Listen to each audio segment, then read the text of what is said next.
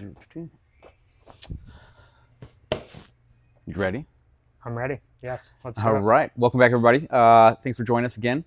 So last time we were kind of talking about creating change and kind of how to create change. Now we're going to kind of maybe go into maybe a little bit more of what that actually kind of looks like, Sure. and kind of more about how to program for whatever it is our goal is going to be. So I think we were going to kind of go through a couple different cases of different types of your athletes or performance goals, whatever it is you're looking for, and Right. kind of go through what we think may work best if you're kind of hitting plateaus, and kind of how to program going forward. Right. Yeah, I would say our examples will be general in nature, and we could always specifically tweak it if we knew exactly what the deficiency was. We could definitely program it even, or I guess what we could fine tune it even further if we know the exact deficit that we're addressing. And yeah, because this kind of reminds me kind of things we've talked about before, as far as a lot of things you may see online, Instagram videos. They look great, but they may not fit for us. So it's very hard to kind of broad spectrum give, I guess, advice, because everybody's so nuanced and different. Sure. So with that said, we're going to try to broad spectrum this as best as we can. Yeah. So kind of want to go through a couple different case studies. The first one we want to talk about maybe is a fast twitch sport athlete, kind of like your football player. Yep. Okay, so let's say you're a football player, and you've kind of hit plateaus, and you've kind of reached some stagnation, and you're still looking to get a little bit bigger, faster, stronger. Where do we go from here? Yeah, so I think the first thing that we would want to look at is, do the joints have the ability to get into the positions that they need, right? And that would kind of constitute the workspace. Yeah, so we talked about last time, if you're hitting plateaus, you're probably not training workspace. You're also probably not training connective tissue. So you'll definitely see that coming up. Yeah. So yeah, first place would be kind of starting off with workspace. So it's kind of just expanding your range of motion. So if you can expand your range of motion, you're going to be able to bring more biology to the equation. So I think the good example I like to go back to on this one is, it's like, let's say you have a house and you're wanting to add an addition. Yep. Before we start, just building a house, we need to, if we're going to extend out past the perimeter of the house, we need to add a foundation. Right. So that foundation you can represent our workspace, having a solid, expandable base to kind of build upon. Yeah. So if you've got a 1,200 square foot house and you're trying to put on a 500 square foot addition, you need more concrete, more foundation to be able to support that extra, structure. So yeah, by just increasing the amount of workspace, we can essentially tap into and open up more neural pathways to more biology to train. Correct. Yeah. More force-producing tissue, more tissue that's going to be force-absorbing and be able to spread load across, so it's going to help also decrease injury. Yeah, I know there's this debate whether we can truly mitigate injuries or not. But the simple recipe is, if force exceeds the demands of the tissue, you're gonna have an injury. So if we can improve the ability for the tissue to absorb force or produce force, theoretically we can mitigate injury. So that's what we're talking about. And I like to think of kind of what we're kind of like to talk about is, and we've talked about before, is kind of like the money ball for sure. of exercise. Just kind of looking at it from like maybe a mathematical standpoint, and just trying to be a little bit more calculated. Because yeah, you could definitely never 100% decrease injury, but if we know where our deficiencies are, if we can just work to spread out and distribute those forces, we can mitigate injury somewhat. Right. And so, like, the Moneyball example, the Oakland A's, they were kind of a basement team, right? But then they had this kind of great run in the playoffs. Well, we can take, and maybe this is even another discussion, but we can take an athlete that seems to be struggling and we can open up new potential, right? Yes. So starting with workspace, expanding some range of motion. Then from there, we need to, in order for us to really train the muscle, the red tissue, as we like to call it, how do you start with that? Because we've for the most part in our standard model of training, we've done hypertrophy, we've kind of hit these stagnations. Where do we kind of go from there? Once we have expanded range of motion, how do we now, where we've reached plateau before, how can we now keep gaining or being able to train that red stuff? So we've opened up space, we've given some stiffness to the container, if you will. That's kind of like what we were talking about back to building. We're now putting up more 2x4s to be able to create that scaffolding, right? So adding some more connective tissue. Correct.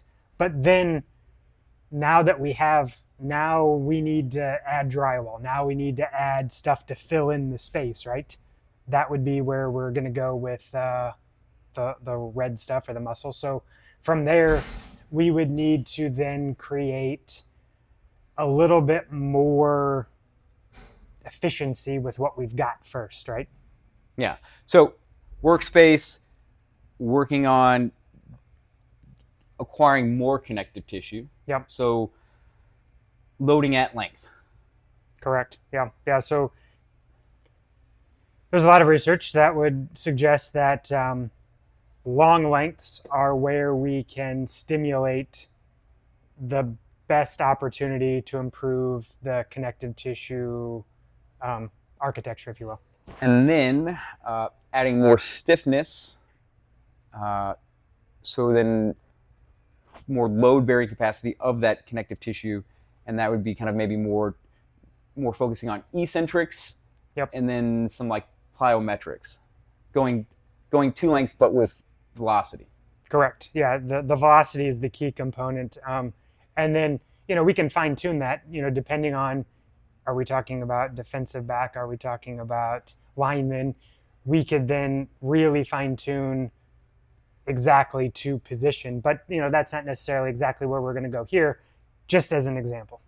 And it's also important to note you don't want to go straight to those plyometrics without adding some more connective tissue, just because it can lead to increased injuries. I think we've talked about this before. Like I think we've probably all seen a lot of workouts. I think of like Christian McCaffrey's workouts, very explosive. I mean, just a beast of an athlete. But Yep. He this past season, thankfully I didn't have him on my roster. I had him the year before, and thank you, Christian. So yeah. Yeah. Anyways, we see a lot of like high plyometrics exercises, but it made me question after he got this injury in both these plantar fasciitis whether he actually had enough connective tissue to support those high velocity exercises. Yeah, so he's a perfect example of a fast twitch athlete, high performer. I mean, best in his position, but super strong, super explosive, but has been riddled with injuries. And the injuries are connective tissue based injuries, right? So he doesn't have the ability to absorb the amount of force that he keeps putting through the connective tissue. It's like he had the stiffness and he had the explosiveness, but imagine if you were to take 3 rubber bands and stretch them out, and you were to try to distribute force across 3 rubber bands, he maximized the most I could get out of the 3 rubber bands. But if you were to give him 10 rubber bands, essentially by giving him more connective tissue to begin with, and then training stiffness, it probably would have helped. Yeah, because he has the muscular power to produce the force, but as soon as it goes into the connective tissue just gives. Yeah. Like there's not enough there compared to the amount of force that he can generate with the muscular tissue. So, and that's what we see, in baseball pitchers. Same thing. We see Tommy John in the elbow. So we've got pitchers that can throw 102 miles an hour, but eventually the elbow blows up, right? Yeah. So, or we see a shoulder issue, or we see a combination of shoulder and elbow. And again, it's the connective tissue that doesn't have the stiffness to handle the velocity at which we're creating, as far as like from the muscle, standpoint. All right, so workspace, adding more connective tissue, strengthening the connective tissue. Now we're able to then go into training, I guess, the muscle tissue, the red stuff. Right. So next would probably be, if you're a fast twitch, maybe football player, real explosive athlete, getting the most out of your fast twitch. So training your fast twitch, and this is probably what most people are probably training anyways. Fast twitch, not to failure. Right. So whenever we train not to failure, or another way to kind of look at it is reps in reserve, that you always have a little gas left in the tank, but the goal is to train efficiency. So by stopping shy of failure with reps in reserve, what does that do? What is our response to that? Like, what signals does that send? Yeah, so that's the signal of we have enough, but we need to be able to do more with what we have. Yes. All right, so then once we've kind of got the most out of our fast twitch, since we've kind of expanded workspace, we've added a little bit more biology, and we've got the most now out of that biology. Now, where do we go from there? And it's going to be, if we've gotten the most out of our current biology, it's going to be now trying to go back and give us more biology, trainable tissue.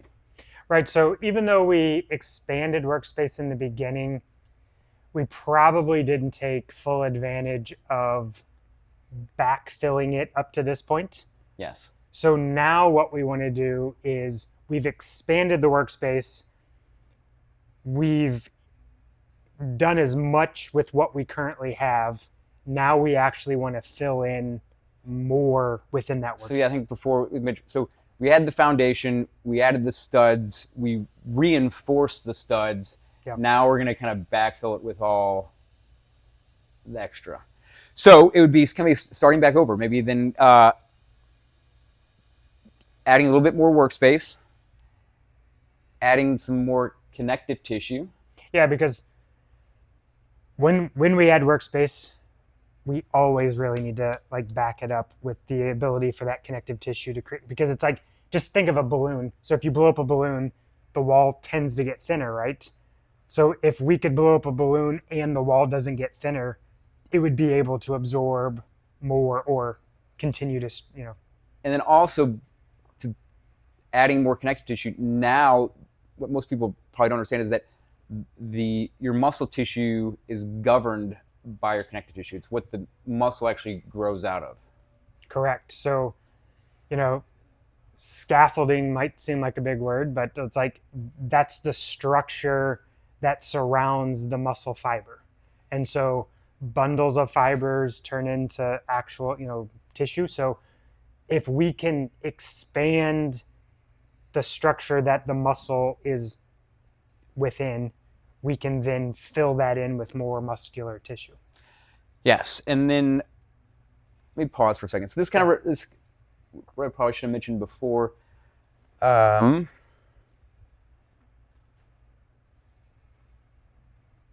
When you're doing this, we're kind of going through like a big, looking at this from like a macro cycle sort of standpoint. Correct. Yeah. And then we're kind of zooming in on these little mesocycles that you're going to be going through. These little 8 to 12 week periods. Right. Of training specific. Now within these mesocycles, it's not saying you're only training this type of input in our exercise. Right. Yeah. So if our goal is workspace, just because the goal is workspace doesn't mean we're not doing other things. Yeah, so we can still be doing our everyday lifts, but the focus is going to be on expanding workspace. Right. So that's where we want to dump our energy into. We might be backing off intensity in some of these other things and trying to say we're going to 3-4 days a week focus on creating space where we need it. And then the other days are just going to be supplementary to that workspace creation. Same thing if we're trying to create the architecture or the ability to absorb load. Again, that's going to be the primary focus, but we're still doing the other aspects as well. So the sequencing kind of all gets this layered, but we're just now emphasizing one thing over maybe a couple other things. Yeah. Okay, so we've gotten the most of what we had. We're adding now more workspace. We're backing it up again with more connective tissue. Now we give them more red stuff to train. Now we go after like fast twitch hypertrophy, giving them more trainable red tissue. Yeah, so we just need to now build more tissue, right? And if you're, like you just said, if you're a fast twitch like a football athlete, mass is definitely gonna be important. Yeah, and there's metrics depending on the lift as far as for this position we need to be 2 times body weight, for this position we need to be whatever. So I think that those would be the standards, and if we're there, then it's just like, okay, well, how can we continue to improve beyond that? And that, I think it also extends past football players, because if we're looking to ultimately just get stronger, we're going to be limited by how much biology we have. So if we want to get ultimately stronger, we will have to increase muscle size to be able to gain strength. Yeah, to produce more force, we either have to have larger fibers or we have to have longer fibers. So this goes back to why training at length is important. So there are studies that show whenever we train at longer lengths, we actually can start to put more fibers in series versus just building a bigger fiber. So if we can lay down more fibers in series, we can then pull more, right? Yes. So once you've added more fast twitch muscle, now we kind of then want to, I would say maybe the next course of action would probably be then to stiffen that up. Yeah, just to reinforce, so we're creating all this force, but again, we always have to kind of backfill. We have to backfill muscle, but we also have to backfill connective tissue after we've created more, right? So there'd be more, maybe some more eccentric training, maybe some more plyometrics, like I said, to add some more stiffness to that newly acquired muscle. And then finally, once we've had that stiffness, then going back to fast twitch, but not to failure. So hypertrophy, I don't think we mentioned, but you're training to failure in order to create muscle growth. Right. Then once we've kind of stiffened up it, now we're going to go back to getting the most out of that and training it not to failure to try and get the most out of it. Yeah, so we built more fast twitch. We made it more efficient. So it's like we want both, right? Yes. We want the most efficient, but we want the most force production at the same time. And then after that, you kind of repeat. Go back to kind of expanding your workspace, working on your connective tissue, getting the most out of that. And then kind of, once we get that, then adding more trainable tissue and just kind of reinforcing it. Yeah, and I would say, just kind of going back to the Christian McCaffrey example. So what happened? So he trains the muscle a lot. He trains kind of that plyometric. So we're talking about using plyometrics, but using them in a proper sequence. So then he gets injured. And so then he goes back through the rehab process. Then he goes right back into doing the same thing, right? So what we're trying to say is that there's maybe a few more steps in between to help buffer or mitigate the reoccurrence of falling into that habitual kind of cycle of do a bunch of strength training, have an injury, do the rehab, and then going right back into the same thing that got you hurt. And this is all from like a third party outside perspective, kind of looking at what you've kind of seen online. There could be other factors that went into the reason why Sure. He may have gotten injured, but yeah. But we see this a lot, right? You Yes. know, like, you know, everyone wants to train, everyone wants to do their end goal, right? You know, so I've got patients who, you know, are big hikers and they just want to hike. They don't necessarily want to do the rehab exercises that help their knee whenever they're going down the Grand Canyon. But if we can give them more force absorption through the knee as they're going down those steep descents, they're going to be able to handle, you know, the hike a little bit easier.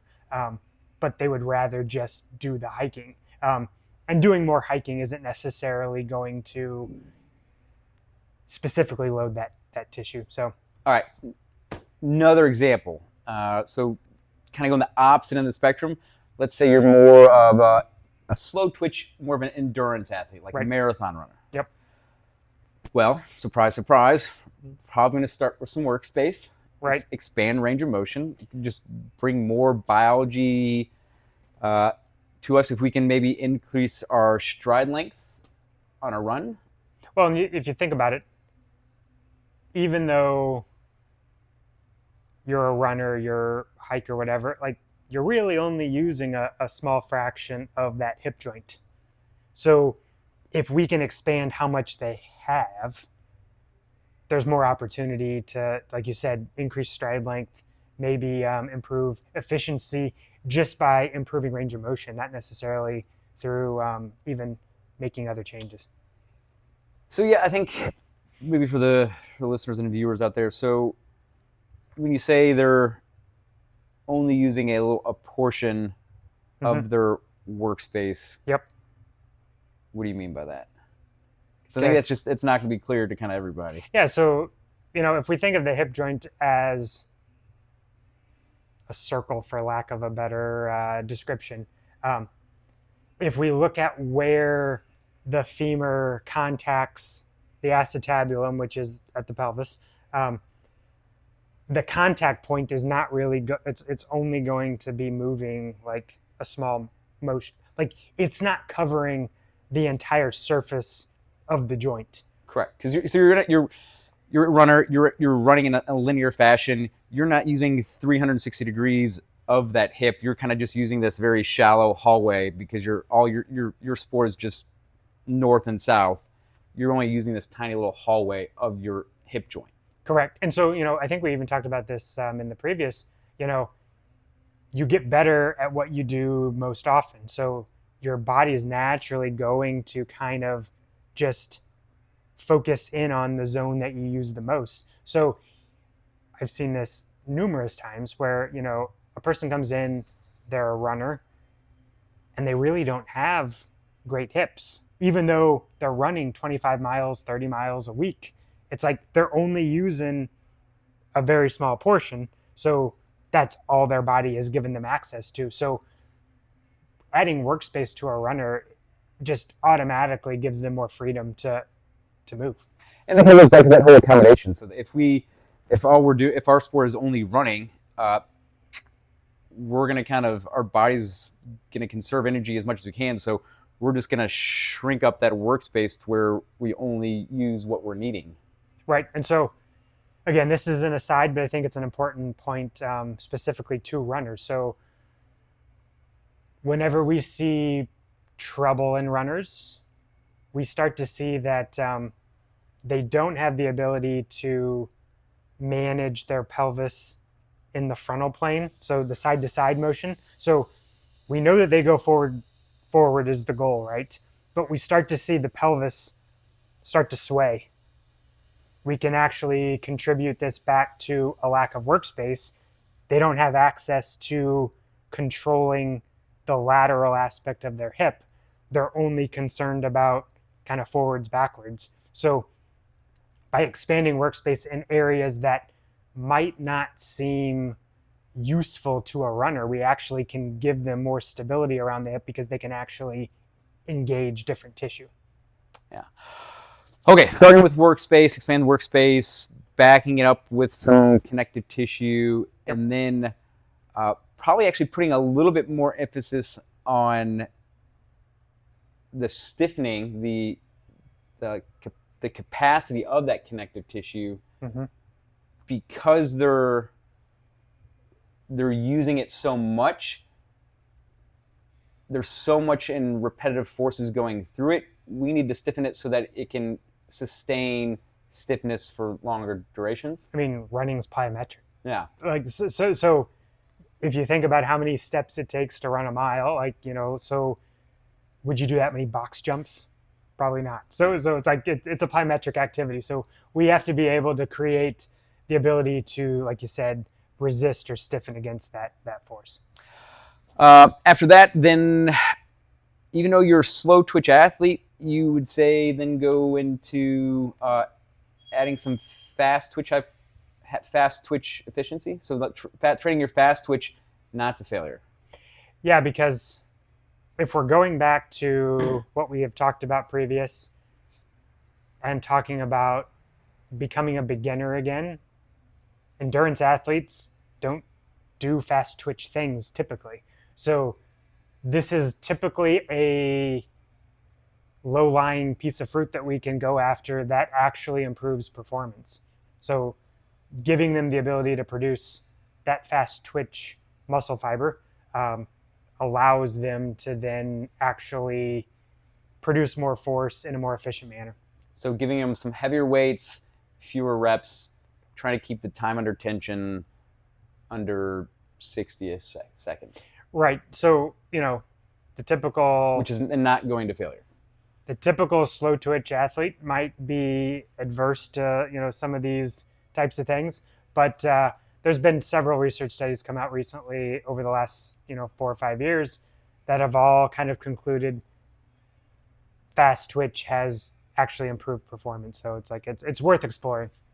All right, gone through fast twitch, then continuing on into then going after your specific sport, slow twitch. So then training slow twitch, greater than 60 seconds, but not to failure. So adding some resistance to the tissue, whatever it is we're trying to work on, but not having more reps in reserve.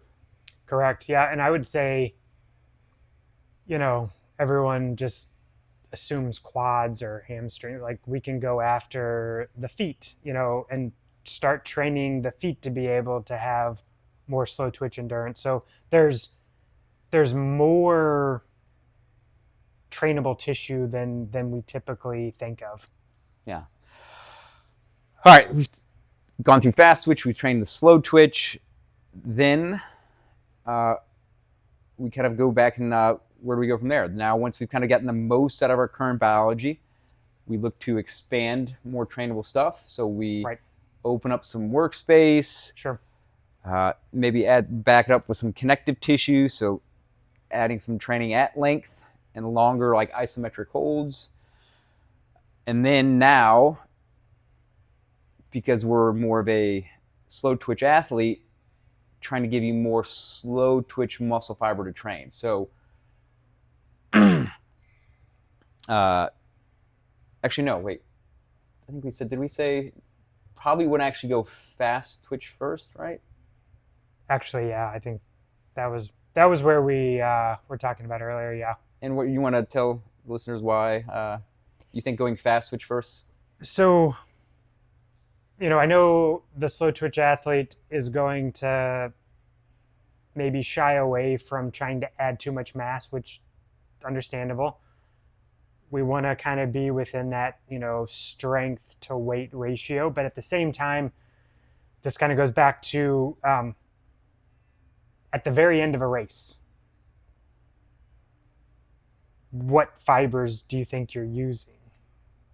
Like if it's you neck and neck with someone else and you're trying to beat someone out, it's the fast twitch fibers that you need to be able to kind of pull away from someone. So there's definitely benefit to being able to have some fast twitch. Even if that's not your primary focus, knowing that you have it is going to be important. And then it's going to vary person to person, but fast twitches generally usually are primary movers. Well, and yeah, this is what I probably should have said earlier. So the fast twitch really dictate how everything else works, right? So the ability to harness the fast twitch fibers downstream allows us to kind of do everything else. So if we can give ourselves more fast twitch capacity, the cup that we have to do things with is bigger. Mm-hmm. After we've trained a little bit of some fast twitch hypertrophy to fast twitch to failure, yep. Then going more into our slow twitch to failure. So really increasing our slow twitch biology, to which then we can train to get better. Yeah, and you would think that the slow twitch athlete is pretty efficient in slow twitch, like that's what they do. But I think by using this framework, if we're opening up new areas, we then have to make sure those new areas are trained in the correct fashion. Yeah, so you probably just through your running, you've probably gotten the most out of what your current biology has. Only once you've kind of reached your peak potential for your current self, the only way to go from there is to give you more trainable tissue to expand upon. Yep. And if you're slow twitch, if you're a slow twitch athlete, then we need to start give you some more slow twitch to train to make that more efficient. So adding some more slow twitch muscle fiber, so training intensities that are to failure, but then also greater than 60 seconds is going to be where we want to optimize slow twitch. Right. Yeah. So I would just say that the misconception would be that there's slow twitch, so we don't need to focus on fast twitch. And I think that the new research would suggest that there is an importance to training fast twitch, because at some point you're going to exhaust the slow twitch ability, right? So if we can give you additional resources, it's just going to make you that much better.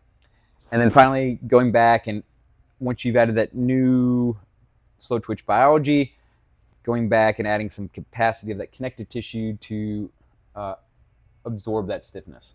Correct. So yeah, just think of if we've got more force now being produced, that force has to go somewhere. The connective tissue is where it's going to be. So we need to be able to reinforce that connective tissue so we don't fall into that Christian McCaffrey scenario. Yeah, and then just kind of rinse and repeat from there. So workspace, adding some more connective tissue, really adding a good amount of stiffness to that connective tissue, some fast twitch, not to failure, some slow twitch, not to failure, going back to adding some workspace, adding some connective tissue, then adding a little bit of fast twitch hypertrophy, so training to fail, fast twitch to failure, slow twitch to failure, and then finally reinforcing that connective tissue. Yeah, and I would think, or just to kind of, so whenever we keep talking about stiffness, stiffness doesn't mean like tight. Yeah. So think of it as like a spring.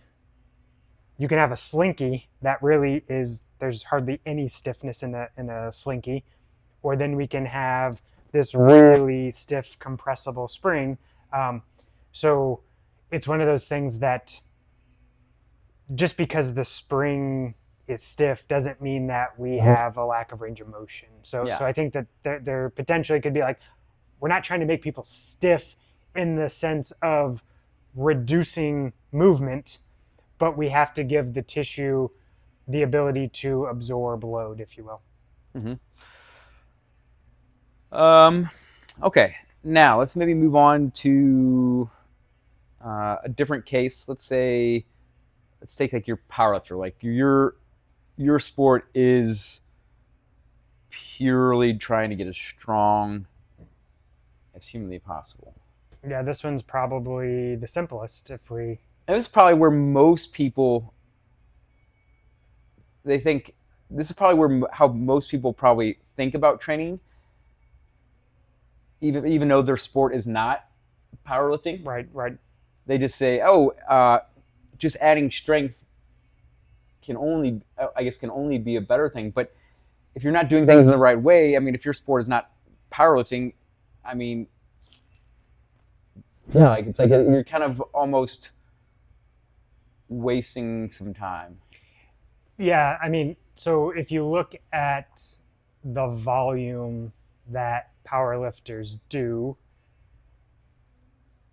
if you're a baseball player, you've got to work on baseball stuff. So you don't have time to be doing the same amount of volume. So it's like you need to be strong enough to play baseball, to hit the ball 500 feet or whatever. But, like you don't need the same stimulus that a powerlifter needs. So I think that even though we can use powerlifting exercises to help improve strength, we're not trying to be powerlifters. So we don't have to do the same volume that they're typically used to doing. Yes. You want to talk about the that study? Just basically the one that one set is really all we need. Yeah. So I mean, you don't. Yeah, it's just kind of interesting, right?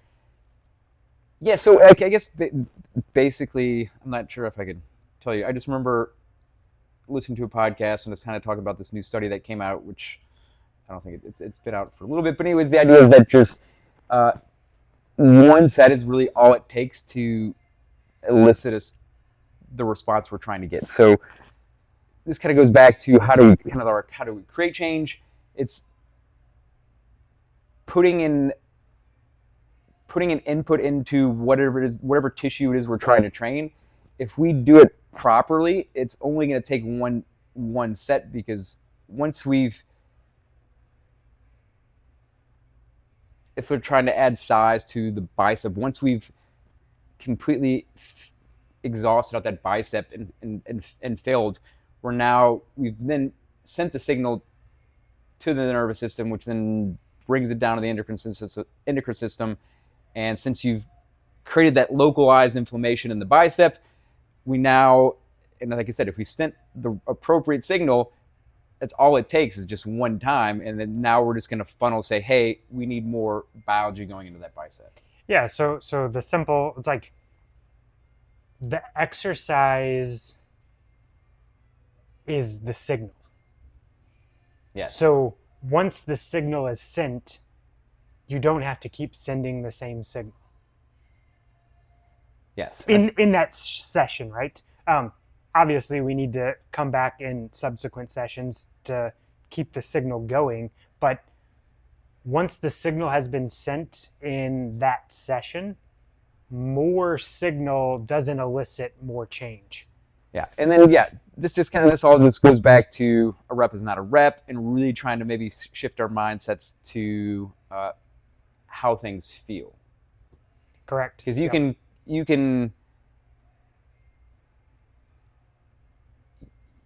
hit tissue failure and have sent the signal, but you can still go through an external exercise and just compensate and start using other muscle groups and other tissues in order to complete the rep. Whereas if you just focused on the tissue you try to use, once that you can't feel that tissue really working anymore, in this case, if you're going after hypertrophy, you're done. Correct. Yeah. So really putting your focus on the tissue you're trying to train becomes important. Yeah. All right. So back to that strength powerlifting. So we've kind of hit plateaus in our powerlifting. Where are we going from here? Well, once again, we're expanding our workspace, trying to get more access to more biology, more neural connections, and more muscles to put force into the bench press, the deadlift, the squat. Once we've done that, backing up with adding some connective tissue, and then also really putting emphasis on stiffness, because in order to translate that force, it's got to pass through the connective tissue, the muscles what the connective tissue grows out of, and we kind of see this in the sport of powerlifting. This is we kind of talked about this in a kind of presentation we did on where do we see this problem occurring in the sport of powerlifting. It's when we see the kind of implementation of like lifting suits. Correct. Yeah. So the lifting suit almost takes the place of the connective tissue. Yeah, so you're just kind of adding stiffness and reinforcing that movement, that force-based tissue, your muscles, to be able to support those loads. Yeah, and it's funny because like there's different layers of suits. Like there's a 10-ply, a 6-ply, whatever. And it's funny, like the suit might not even budge until a certain amount of weight is on the bar. Yeah, and then they also see this in like your sticking point training in powerlifting. So wherever you're struggling to complete that rep, a lot of times you'll just spend time in that position, right? Which is training your connective tissue at that to be able to then actually be able to produce force at that particular depth in your exercise. Mm-hmm, mm-hmm. So stiffness is definitely important in the sport of powerlifting. From there, we're then going to your sport, which is getting as physically strong as possible, and that's pure strength training. And how we train strength is going to be, fast switch your biggest muscles, your biggest prime movers, and training it to failure, but not in the case of hypertrophy, where we're looking somewhere between 20, 40, 60 seconds of time under tension. In order for strength, we need to be hitting failure like in that 3 to 6 rep range. Right. Yeah. Which, if we do the math on that, multiplied by 2, we're looking 2 to 3. We're looking somewhere between under 18 seconds. Right. But that just goes to show you how much load you have to be able to fail in that amount of time, right? Yes. So yeah, heavier weights, less reps, less time under tension, but ultimately kind of hitting failure to send the signal, hey, we don't have enough to be able to deal with this load, so we need to give you more force producing tissue. Yep. So that next time we can overcome whatever implement that was. Yes, but this is not force producing tissue in the sense of like you're adding more fiber length, more sarcomerogenesis, right? Yeah, because we're not really training at length to the same extent as we would be with some other things. We would probably be seeing more like size of fibers versus length of fibers. Yes. So we've gone through your pure strength training, so what you've kind of currently been doing, but we're kind of once, like I said, if we've hit a plateau, giving ourselves some more workspace, backing up some connective tissue, adding some stiffness, then kind of going through our normal powerlifting training. Yep. And then once we've kind of gone through a mesocycle of that, then kind of starting the process over a little bit, and then going back to workspace, adding a little bit of connective tissue, adding some more stiffness to it. And then now, once we've kind of like got the most out of your current biology, now we can throw in some more fast switch hypertrophy, giving you some more length, more trainable muscle fiber tissue. Correct. Yeah. So I would say, traditional powerlifting may not be going through those super long lengths, but I think that implementing some of that into the training definitely would be beneficial. Well, because you're going to be capped with, you're ultimately going to be capped in your strength with how much muscle tissue you can force producing. So once you get to a certain point, your only way to get stronger is just going to be to add more. Right. Yep. So eventually you're going to have to work on getting bigger and then making that tissue more efficient, and then going back into backing up with maybe some connective tissue, and then kind of starting this whole process over again. Sure. Yeah, no, it's a repetitive cycle of just kind of going through the same sequence, just at a new level. Yeah. All right, one more. Let's give maybe another different example, something totally different. Let's go with like a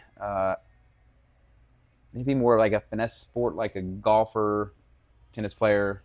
Yep. So baseball could kind of go in here if you to a certain extent. So.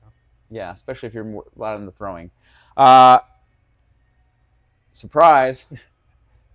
Starting with not workspace. Starting with Josh. Why don't you start us from here? Yeah. So golfers, because we use so much of kind of that end range connective tissue loading, creating that stiffness is super important. So I think that starting with the ability to feel that stress stiffening in the connective tissue is where I would want to start. And then from there, I would want to be able to back that up with some architecture so that we're stiffening into something, more robust before we then go in and add workspace. And this is a technical caveat, but most people, we're not going to be able to feel a true max effort in the beginning. Especially if you're an athlete who doesn't particularly train super high intensity exercise. Yeah, and I'll throw golfers under the bus. Like, we don't train high intensity as much as we should. There's a lot of reasons why, but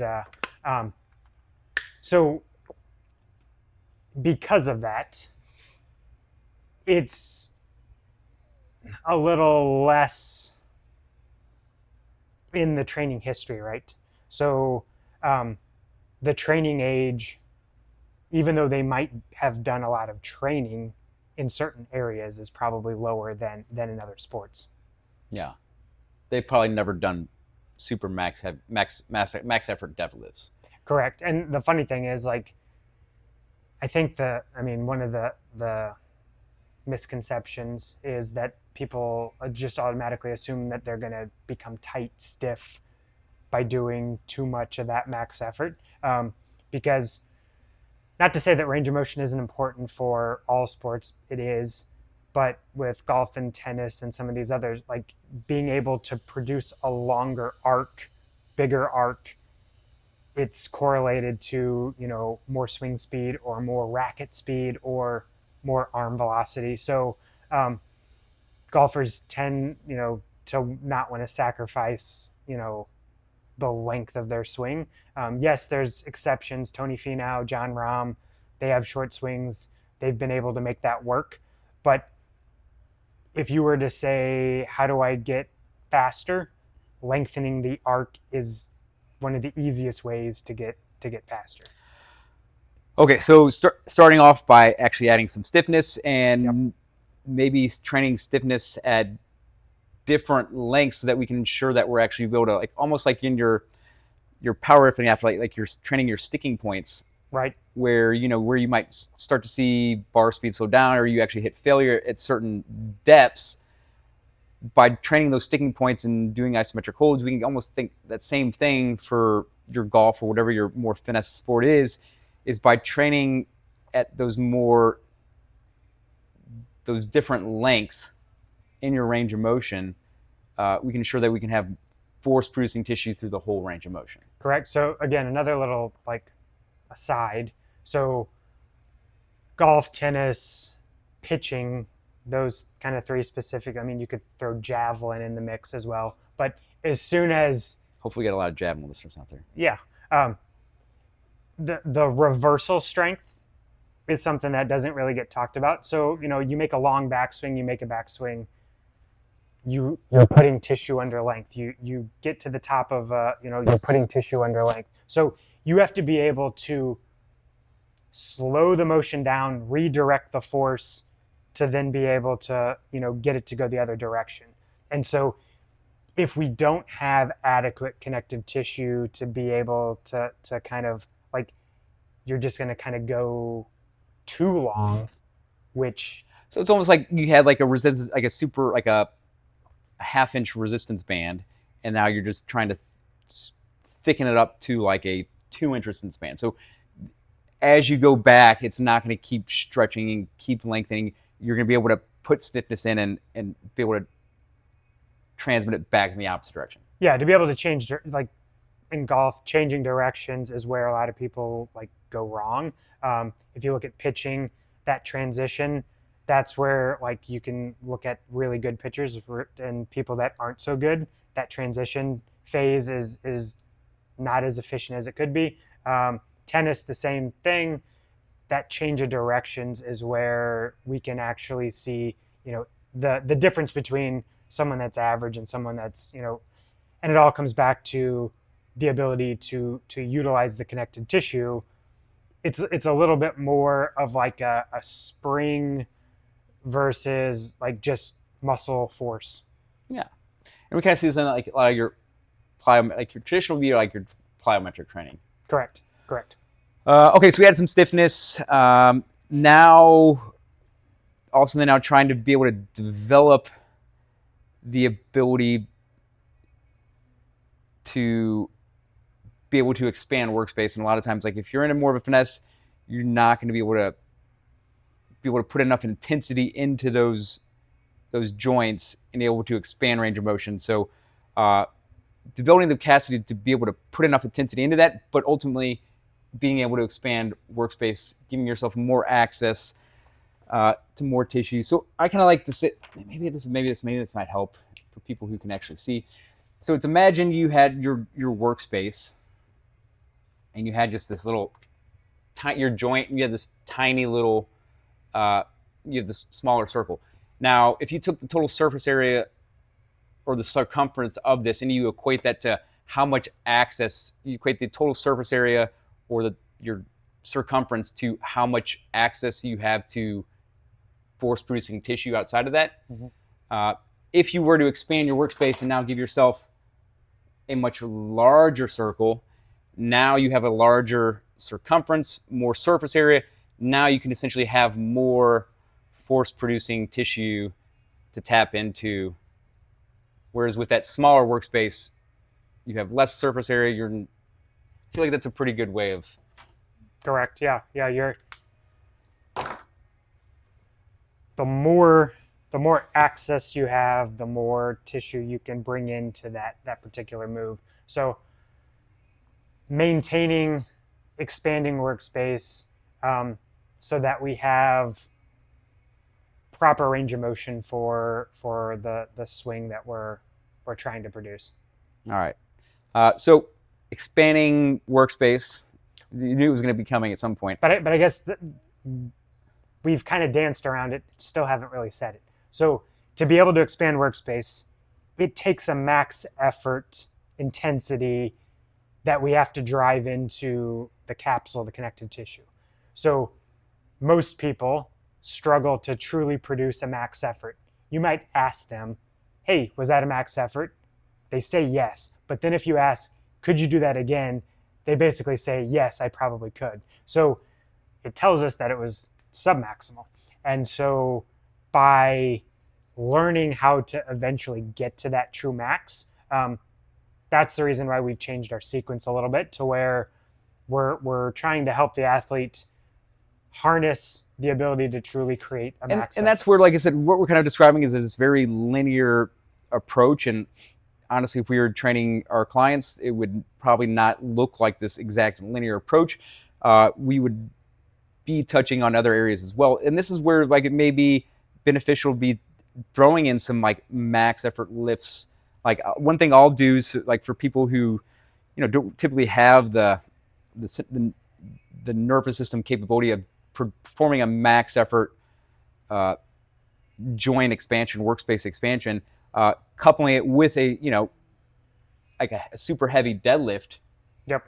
To be able to get that sensation of what like a super high CNS effort actually feels like, and then basically you say, hey, take that, let's now funnel that into your shoulder, that much intensity, then we can really develop like that true max effort capacity to put that much effort into your shoulder capsule to expand space.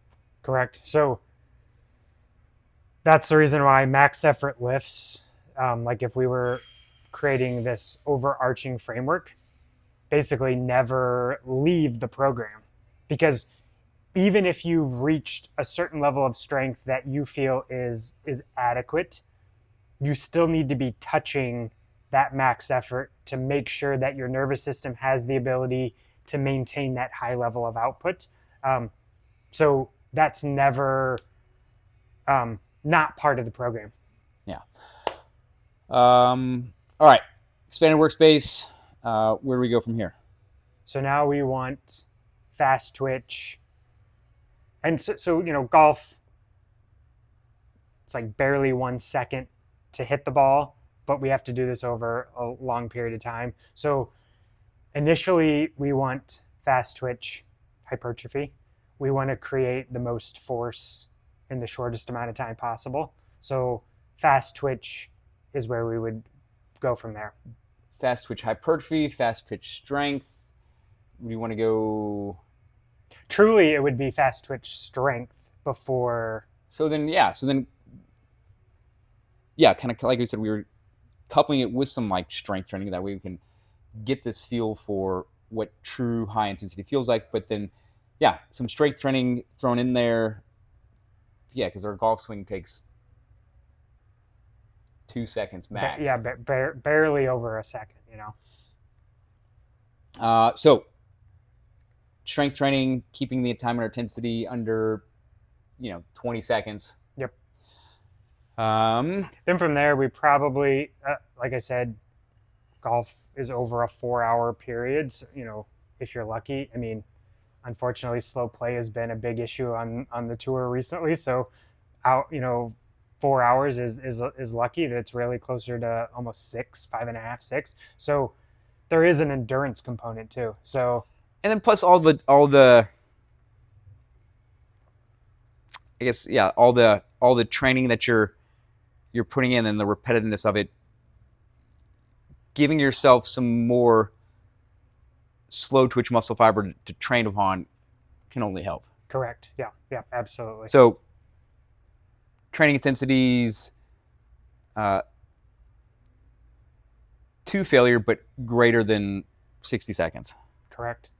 Yeah. So like that 15, 20 rep plus from there. Yeah, that more longer rep scheme.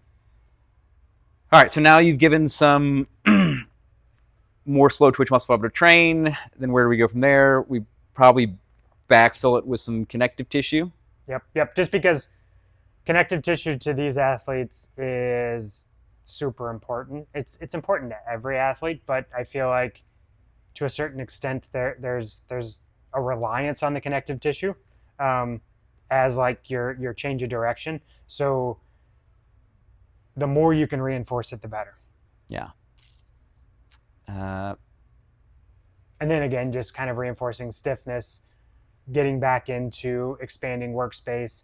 And sometimes whenever we say expanding workspace, it might just mean that, so we've done a training cycle. We want to make sure we don't lose workspace. So we might feel like our arc is where it needs to be, but we don't want to lose workspace by doing something else in our training that's taking away from that range of motion. Yeah, and this kind of goes to not just golfer finesse, but like whenever we go through this, like these external training systems, and we go through these mesocycles, we just naturally start to accommodate. So if we're not using a particular range of motion, we'll see this, we've expanded the range of motion, then we've trained it. But when we trained it, we're limited in how much variability we get in order to create tissue adaptation. So we end up seeing like this, you could almost say, slight shrinkage of workspace or just accommodation to getting better at whatever it is you were specifically training. So not to interrupt, but if you take your egg example here, where you put the most training in, that's going to maintain the most space. And so where we don't train as much, we might see a little bit of that, like you said, shrinkage of loss of space there. It's like a frightened sea turtle. Yeah, so then just basically trying to expand that up. So you're going to kind of see these like fluctuation, but the ultimate goal is to get slightly larger. Yeah, and that's the reason why we keep coming back to it, right? Yes. So it's like we want to gain strength or we want to gain endurance, but not at the cost of losing our space. So we're always keeping that near the train, so we're always coming back to it to make sure that the range of motion is sufficient with a buffer to whatever sport or activity that we're doing. So yeah, ultimately, whatever our sport it is, we're training for.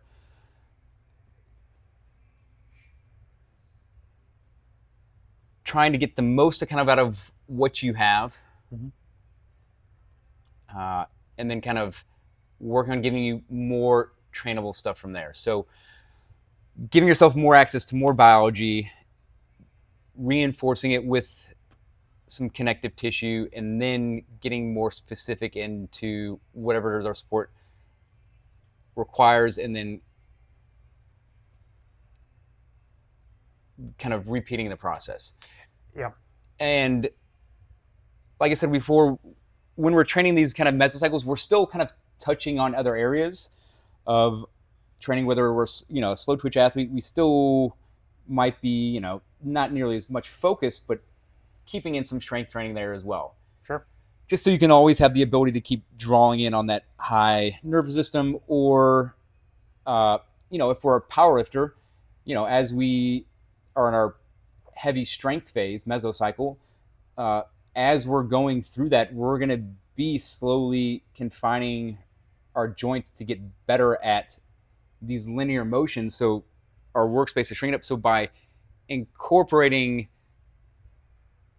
maybe not to the to the frequency that whatever the mesocycle you're in, but sprinkling in some workspace, some connective tissue, and just kind of going back to the Soviets, the conjugate training system, and just what Westside Barbell does, and just trying to prevent accommodation, but we still have a focus on whatever phase it is we're in, but also then making sure we have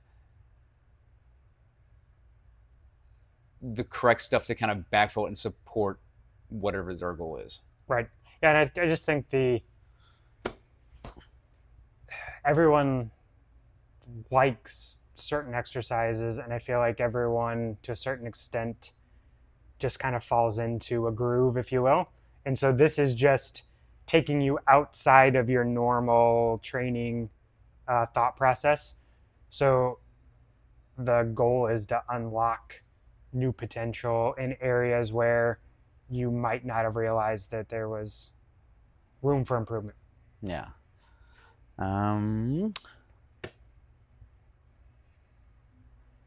Anything else? No, I think that covers it. Give yourself more trainable stuff. Don't forget about the stiffness, because your connective tissue governs your muscles. So if you're only doing this type of stuff, or this type of stuff, you're not really working your connective tissue. And I'm not saying it happened today or tomorrow or the next day, but we're just, like I said, injury may happen. If we're only training the red stuff, it may be just a matter of time before injury happens, and we don't want to see that happen. So hopefully this helps kind of get an idea of kind of from a linear-based programming standpoint of kind of how to look at things for your particular sport. But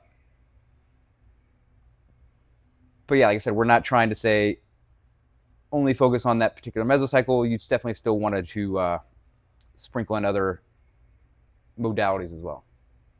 Yep. All right. Sounds like that's a wrap. Thank you, Josh.